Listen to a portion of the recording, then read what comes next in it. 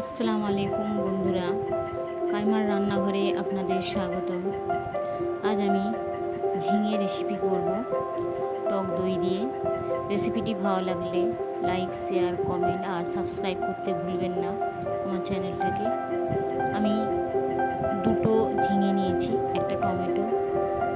আমি ঝিঙেগুলো piece piece করে কেটে নেব। আর পাশে থাকা বেল আইকনটি ক্লিক করে দেবেন যাতে আমার পরের ভিডিওটা আপনার কাছে পৌঁছে যায়।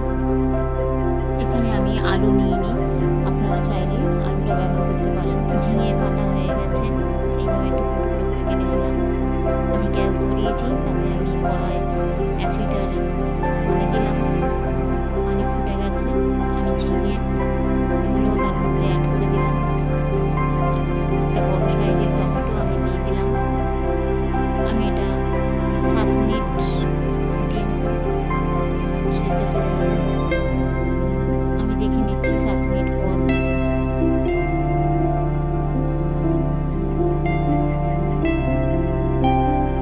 ঝিঙে গলে গেছে, টমেটোটাও গলে গেছে, আমি তুলে নিচ্ছি।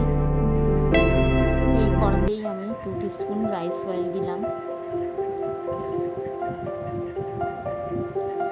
তেল গরম হয়ে গেছে, আমি দিয়ে দিলাম 1/2 টিস্পুন সাদা জিরে আর 1/2 টিস্পুন পাঁচফোড়ন।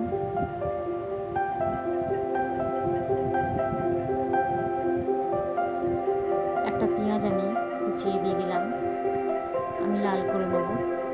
লাল হয়ে গেছে, আমি তাতে দিয়ে দিলাম 1 টিস্পুন আদা রসুন আর 2টো কাঁচা লঙ্কা পেস্ট। আমি ভালো করে কষে নেব আদা রসুনটা।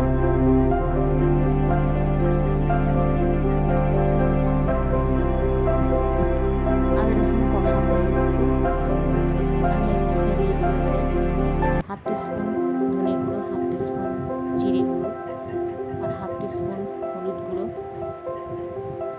ভালো করে সব মশলা কষে নেব। এর মধ্যে অল্প পানি দিয়ে আমি কষে নেব, নইলে তলায় ধরে যাচ্ছে মশলাগুলো। দিয়ে দিলাম স্বাদ অনুযায়ী নুন। আপনারা আপনাদের স্বাদ অনুযায়ী নুন দিয়ে দেবেন।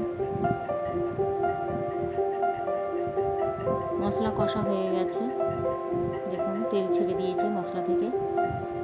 আমি এরই মধ্যে অ্যাড করে দেবো সেদ্ধ করা টমেটো আর ঝিঙে।